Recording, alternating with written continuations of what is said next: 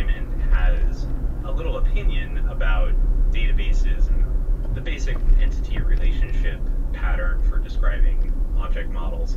Despite that, it's really not very hard to switch that out for Mongo. And when I say not very hard, I mean 5 lines of code. There's no extremely deep epistemological commitment to using a SQL database just because the default is a SQL database. That's cool. And so you have is SQL Alchemy part of that story?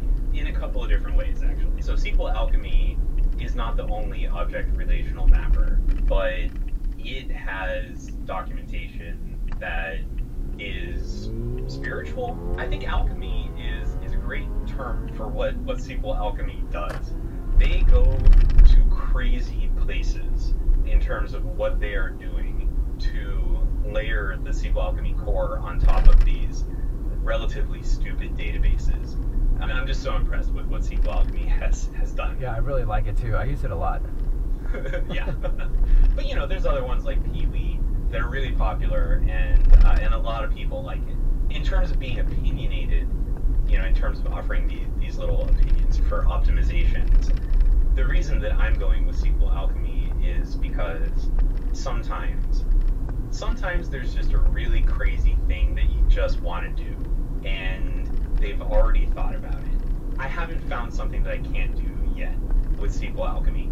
And if there is something that maybe you can't express with SQL Alchemy, you can always just drop to a database shell and do it directly in Postgres or whatever. So that's another thing that I never wanted to get too far away from, was the ability to just physically interact with the database and not lose some connection back to the original web application.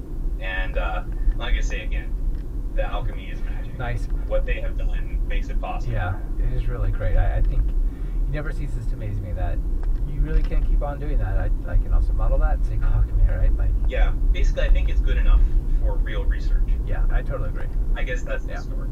Yeah. Yeah, there's a lot of interesting places using it in production. I forget some, I don't want to say the one off the top of my head, but some really major apps that are very cool, major companies using it. You also talked about pointing Flask Diamond at existing databases and having, presumably, the SQL Alchemy classes, the models generated from existing databases. Tell us about that, because that sounds like saving a ton of work. This is actually just some kind of experimentation that I've done on the side with some of my buddies, and we have done it successfully.